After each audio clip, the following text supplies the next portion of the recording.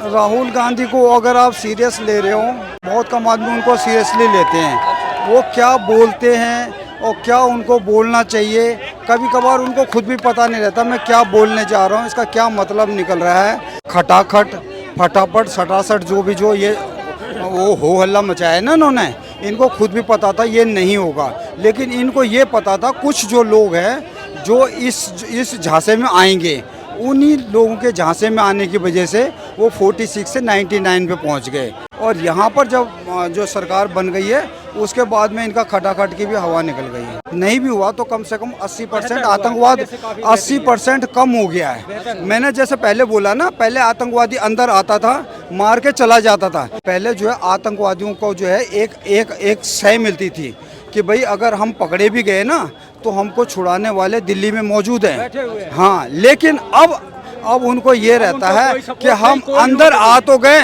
लेकिन हमारा वापस पाकिस्तान जाना मुश्किल है, अब वो सीधे ऊपर ही जाएंगे फिर। नमस्कार सर, आपका नाम? नमस्कार, मैं चंद्रमोहन।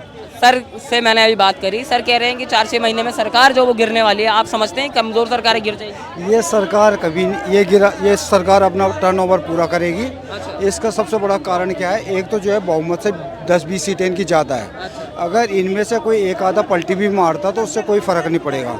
दूसरा क्या है, ये मजबूत लीडरशिप है, जिसके पास जो है तीन बार मुख्यमंत्री रहने का और 2 बार प्रधानमंत्री रहने का अनुभव है।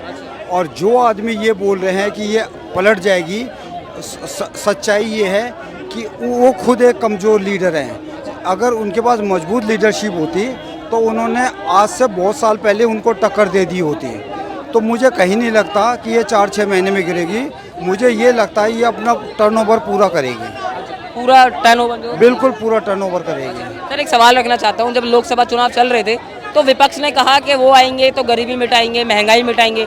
अभी तेलंगाना और हिमाचल से हमारे लिए सुनने में आ रहा है कि राहुल गांधी वहाँ पर अपनी गारंटियों के चलते दाम बढ़ा रहे हैं, पेट्रोल डीजल पर, खाने पीने की चीज़ों पर। इस चीज़ पर आप क्या देखते हैं? देखो, इनको खुद भी पता था कि जो है हमारी सरकार नहीं आने वाली, इसलिए इन्होंने जो खटाखट फटाफट सटासट जो भी जो ये वो हो हल्ला मचाया है ना इन्होंने, इनको खुद भी पता था ये नहीं होगा, लेकिन इनको ये पता था कुछ जो लोग हैं जो इस झांसे में आएंगे, उन्हीं लोगों के झांसे में आने की वजह से वो 46 से 99 पे पहुंच गए।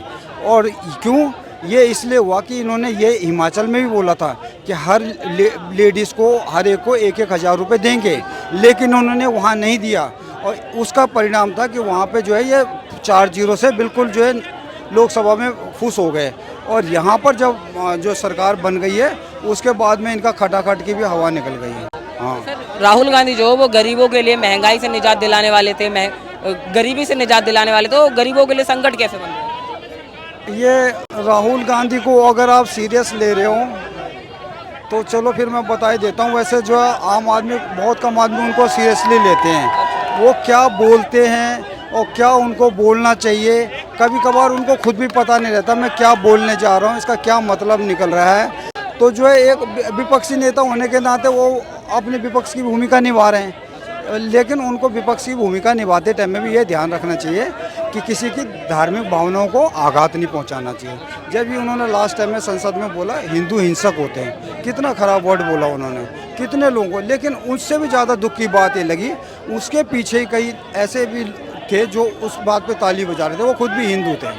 तो ये इस तरह के बयानबाजी से बचना चाहिए। सर एक सवाल रखना चाहता हूँ, राहुल गांधी जब से नेता प्रतिपक्ष बने वो देश की सेना को लेकर बड़े आरोप लगा रहे हैं, बड़े चिंतित हैं, कह रहे हैं कि 1 महीना हो गया बीजेपी की सरकार बने, मोदी जी वो केंद्र में आए हुए और देश की दुर्दशा वो होनी शुरू हो गई है। ट्रेन हादसे हो रहे हैं, युवाओं के पेपर लीक हो रहे हैं, कश्मीर में जवान जो हमारे शहीद हो रहे हैं। देखो, ये जो ट्रेन हादसे हैं ये कोई नई बात नहीं है, ये लंबे टाइम से होते हुए हैं। अभी कभी कभार हो जाता है लेकिन वो नहीं होने चाहिए। दूसरा क्या है, सेना मोदी जी के टाइम में मजबूत हुई है।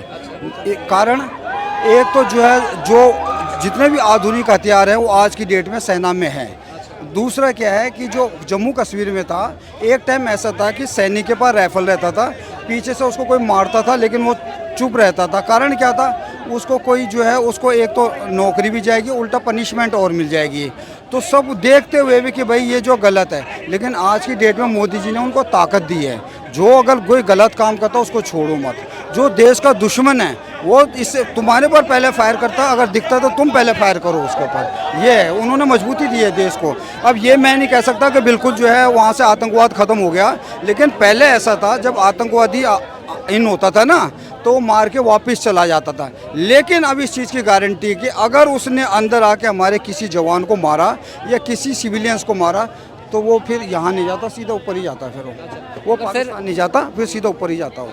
मगर सर मोदी जी ने कहा था कि धारा 370 हटने के बाद ये नया कश्मीर है, नया भारत है, किसी के सामने झुकेगा नहीं। आतंकवाद की जो वो टांगे तोड़ दी गई हैं, कश्मीर में आतंकवाद ख़त्म हो गया है। तो अब ये हमारे जवान जो वो शहीद क्यों हो रहे हैं, वहाँ पर आतंकवादी हमले क्यों?